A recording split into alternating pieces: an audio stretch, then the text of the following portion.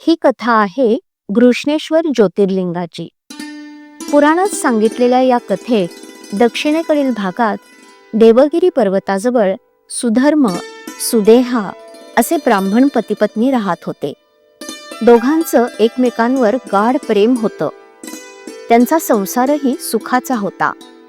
पण त्यांच्या आयुष्यात एकच उणीव होती, त्यांना मूलबाळ नव्हतं. सुदेहा आईपण अनुभवण्यासाठी खूप अधीर उत्सुक होती, पण दुर्दैवाने तिचा देह त्यासाठी सक्षम नव्हता. आई बनण्याची सुदेहाची इच्छा इतकी तीव्र होती की तिने आपल्या पतीला सुधर्मला तिच्या धाकट्या बहिणीशी म्हणजेच घृष्माशी लग्न करण्याची गळ घातली. पत्नीवर निरतिशय प्रेम करणाऱ्या सुधर्मला हा विचार अजिबातच रुचला नाही.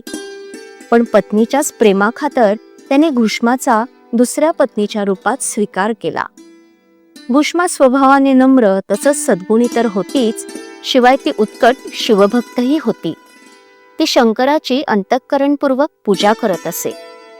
शंकराच्या आशीर्वादामुळे तिने कालांतराने निरोगी आणि सुंदर बाळाला जन्म दिला. बाळाच्या आगमनाने दोघी बहिणींचा आनंद गगनात मावेनासा झाला. अशा प्रकारे ते सगळेजण सुखी समाधानी जीवन जगत होते. बघता बघता मूल लहानाचं मोठं होऊ लागलं आणि दुसरीकडे सुदेहाचा आनंद ओसरू लागला. माझा नवरा माझा नाही आणि मूल तर त्या दोघांचंच आहे, या विचाराने ती दिवसरात्र बेचैन राहू लागली.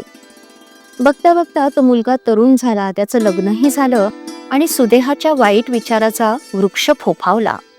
तो इतका फोफावला की सुदेहाने घृष्माच्या तरुण मुलाला एके रात्री ठार मारलं आणि ज्या तलावात घृष्मा दररोज पार्थिव शिवलिंगांचं विसर्जन करत असे, त्याच तलावात त्याचा देह टाकून दिला.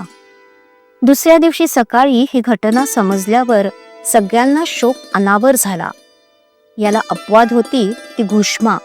ती नेहमीप्रमाणेच शिवाच्या पूजेमध्ये मग्न राहिली, जणू काही घडलंच नाही अशी. आपली पूजा संपवून नश्वर शिवलिंग तलावात सोडून ती वळणार तितक्यात तिला तिचा प्रिय मुलगा तलावातून बाहेर येताना दिसला. तो बाहेर आला आणि घृष्माच्या पाया पडला. तेवढ्यात शिवही तिथे प्रकट झाले.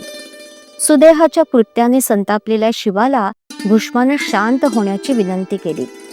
तिने शिवाला हात जोडून प्रार्थना केली, प्रभो, माझ्या बहिणीला तिच्या भयंकर कृत्यासाठी माफ करा. तुमच्या कृपेनेच मला माझा मुलगा परत मिळाला आहे आणि माझी आणखी एक विनंती आहे की लोककल्याणासाठी तुम्ही या स्थळी कायमचं राहावं. शंकराने तिच्या या दोन्ही गोष्टींचा स्वीकार केला आणि आशीर्वाद दिला. ज्योतिर्लिंगाच्या रूपात प्रकट होऊन शंकरांनी तिथेच कायमचा वास केला. घृष्माच्या अखंड अविरत अटळ अशा शिवभक्तीमुळे घृष्मेश्वर महादेव अशी या स्थानाची ओळख झाली. कैलास राणा शिवचंद्रमौळी, फणींद्र माथा मुकुटे झळाळी, कारुण्य सिंधू भवदुःखहारी, तुझ वीण शंभो मज कोण तारी.